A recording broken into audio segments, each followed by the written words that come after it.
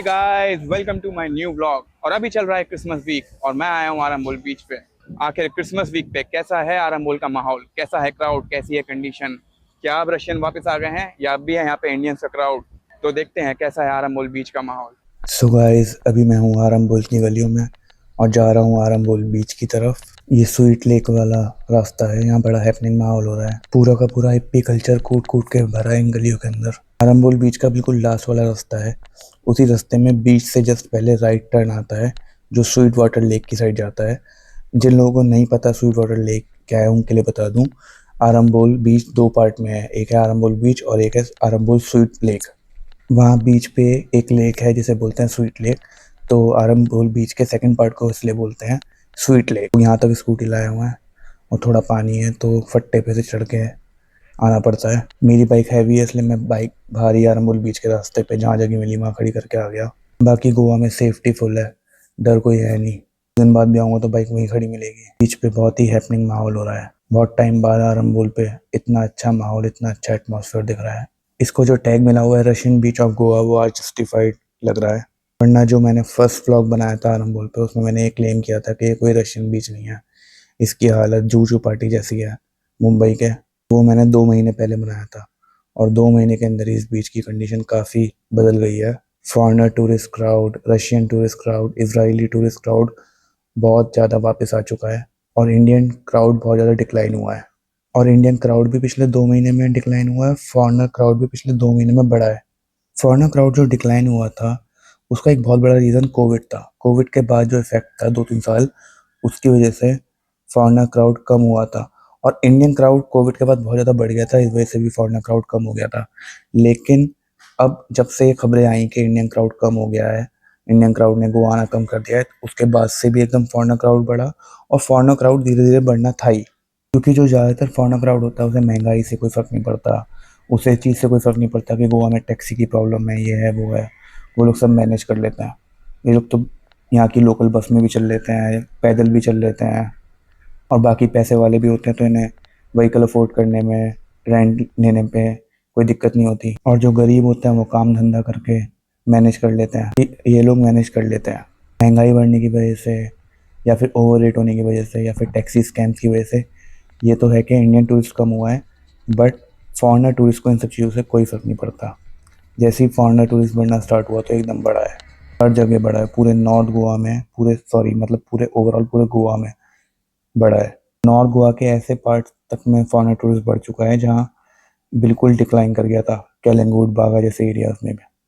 मैंने ऐसा माहौल किसी भी नॉर्थ गोवा के बीच पे लगभग 4-5 साल पहले देखा था, जहाँ शाम होते ही लोग क्रिएटिविटी कर रहे हैं, कुछ ना कुछ क्रिएटिव काम कर रहे हैं, सब एंजॉय कर रहे हैं। एकदम वाइब्रेंट वाइब आ रही है, एकदम स्पिरिचुअल वाइब आ रही है। अब ये कह सकते हैं कि आरंबोल की वो रौनक अब वापस आ रही है धीरे धीरे। और वही कल्चर जो कोविड से पहले हुआ था और कोविड के बाद डिक्लाइन होना स्टार्ट हो गया था, वो कल्चर वापस धीरे धीरे बढ़ रहा है। बाकी जो इंडियन टूरिस्ट है उसमें कपल्स का क्राउड है और सिंगल लड़कियों का बहुत क्राउड है, और नहीं तो लोकल लोगों का क्राउड है। ये क्रिसमस का टाइम है तो इस टाइम लोकल भी बहुत ज़्यादा बाहर होता है।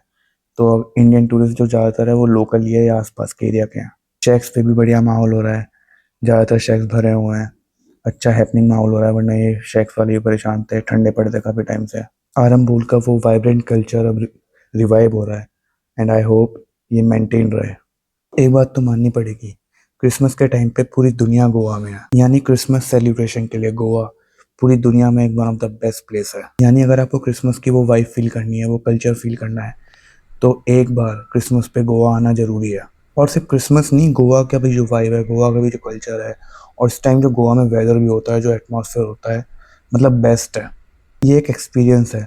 मतलब मैं कितनी भी कोशिश कर लूँ या कोई भी क्रिएटर या यूट्यूबर कितनी भी कोशिश कर ले, वो आपको कंटेंट के थ्रू, वीडियो के थ्रू वो चीज़ नहीं दिखा सकता। ये चीज़ आपको आके एक्सपीरियंस करनी पड़ेगी। मतलब कि ये एक अनफॉरगेटेबल एक्सपीरियंस होगा। 12 डेज ऑफ क्रिसमस बोला जाता है यहाँ। यह माना जाता है कि जो 12 दिन होते हैं क्रिसमस के, ये बहुत तगड़े होते हैं। बहुत अच्छा एटमॉस्फेयर होता है। 12 दिन लगातार गोवा में कहीं ना कहीं तगड़ी पार्टी चलती रहती है, कोई ना कोई सेलिब्रेशन होता रहता है। तब के जो पार्टियां भी बीच में होनी बंद हो गई थी, नाइट लाइफ भी ठंडी पड़ गई थी, वो भी अब रिवाइव कर गई है।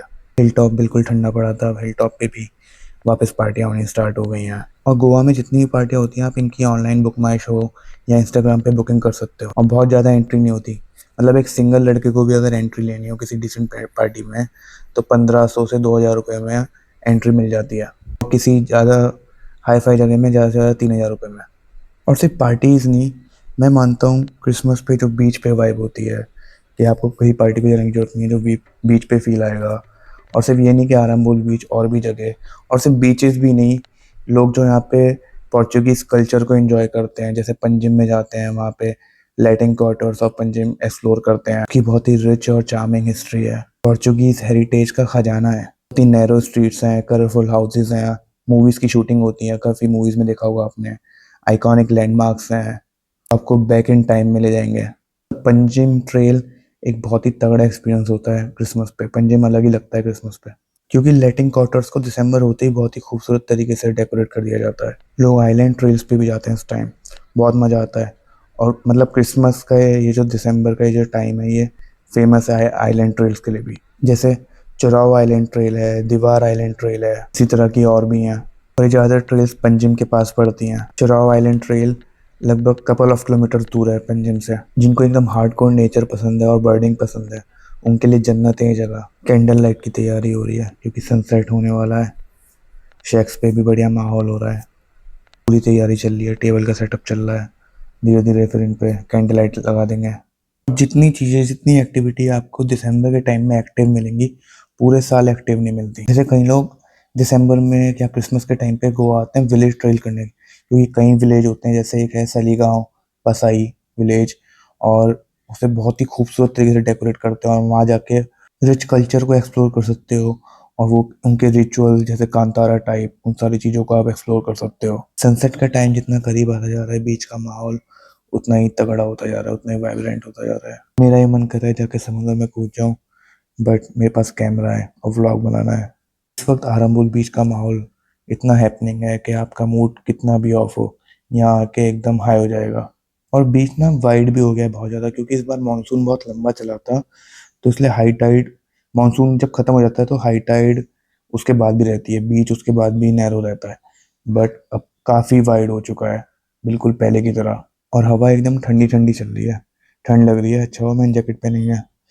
अभी ये हालत है, जब वापस जाऊंगा अंधेरे में तब तो बहुत ठंड लगेगी। लोग खेल रहे हैं, कूद रहे हैं, कई लोग फुटबॉल खेल रहे हैं, कई लोग क्रिकेट खेल रहे हैं, कई लोग मेडिटेशन कर रहे हैं, कई लोग अपनी कुछ कलाबाजी कर रहे हैं, कुछ ना कुछ क्रिएटिव कर रहे हैं। मतलब अलग ही माहौल है बीच पे। इस वक्त ऐसा माहौल है ना बीच पे कि आपका ये मन करेगा कि कुछ ना कुछ क्रिएटिव किया जाए। मतलब अपनी सारी प्रॉब्लम भूल जाओ और वो काम कर रहे हो आप। इसीलिए ये लोग ये काम करते हैं। इनके लिए ये चीज़ एक तरह की मेडिटेशन की तरह होती है कि वो जब कुछ क्रिएटिव करते हैं तो वो सब कुछ भूल जाते हैं, एकदम प्रेजेंट हो जाते हैं उस मोमेंट के अंदर, और सब भूल जाते हैं, पास्ट की टेंशन, फ्यूचर की टेंशन। और यही इसका पर्पज़ है। ऊपर से जब समुंदर की हवा लगती है तो भी आदमी सारी टेंशन भूल जाता है, एकदम स्टिल हो जाता है, प्रेजेंट मोमेंट में आ जाता है। लास्ट टाइम जब मैं आया था 2 महीने पहले, फर्स्ट टाइम मतलब आया तो मैं अभी कुछ हफ्ते पहले भी था और व्लॉग भी बनाया था। बट जब मैं फर्स्ट टाइम इसका व्लॉग बनाने आया था तो ओवर क्राउडेड लग रहा था, जबकि भीड़ इससे कम थी, क्योंकि वो क्राउड अच्छा नहीं था, क्लासी क्राउड नहीं था, और फॉरेनर क्राउड बहुत कम था। बट अब एक तो फॉरेनर क्राउड बहुत ज़्यादा है, अभी क्राउड में ज़्यादातर लोग फॉरेनर्स हैं, 70-80% लोग फॉरेनर्स हैं, 30% इंडियंस हैं। और इंडियंस में भी जो बाहर का टूरिस्ट है वो ज़्यादातर क्लासी ही है, एकदम सिंगल लड़कियों का क्राउड ज़्यादा है और क्लासी क्राउड है। तो ओवर क्राउडेड नहीं लग रहा, बहुत ही अच्छा माहौल लग रहा है। जब ऐसा क्राउड होता है ना तो एक अलग ही मज़ा आता है, एक अलग ही माहौल होता है।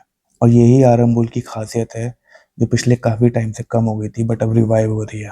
ऊपर से मैं एक चीज़ फील कर रहा हूँ, जो कैरी बीच का क्राउड है वो भी यहाँ पे है, क्योंकि जो ऐसा क्राउड है, जो लोग शाम होती कुछ ना कुछ क्रिएटिव करने लग जाते हैं, वो कैरी बीच पे ज़्यादा है।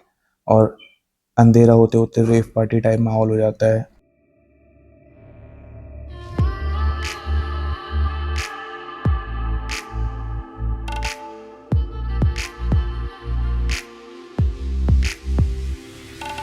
मेरे ख्यालों दिलकश नजारों तू बस, अनजानी राहों में साथ रहे मेरे तू बस। बारिश का मौसम, ठंडी हवाएं और तू बस, सितारों की चादर। ये आरती चल रही है, जैसे ऋषिकेश में शाम होते ही गंगा आरती का माहौल हो जाता है ना, वैसे ही आरंबोल बीच पे भी फॉरेनर्स के ग्रुप आरती कर रहे हैं। आई थिंक ये लोग ऋषिकेश का ही क्राउड है, या तो इस्कॉन वाले हैं ये, या ऋषिकेश के ही हैं। प्रॉपर माइक वाइक लगा के आरती कर रहे हैं। सही सीन हो रहा है, बढ़िया एटमॉस्फेयर हो रहा है, अलग ही मतलब सीन है। हर तरीके का रंग मिल जाएगा इस बीच पे आज। एक तरीके का रंग नहीं, अलग अलग तरीके के रंग, तरीके के लोग, हर तरीके का कल्चर, हर तरीके का एक्सपीरियंस। मतलब पूरा गोवा एक तरफ और आरंबोल बीच एक तरफ। मतलब कहीं और जाने की, कुछ और करने की जरूरत ही नहीं है। सारी फील सब कुछ यहीं आ जाएगा, इसी बीच पे आ जाएगा। आप पूरा दिन इस बीच पे बिता सकते हो। कहाँ टाइम बीत रहा है इस बीच पे पता ही नहीं चल रहा। कब इस बीच पे सुबह से शाम हो जाएगी आपको पता ही नहीं चलेगा। और शाम को भी आपका उठ के जाने का मन नहीं करेगा, क्योंकि शाम को माहौल और तगड़ा हो जाएगा।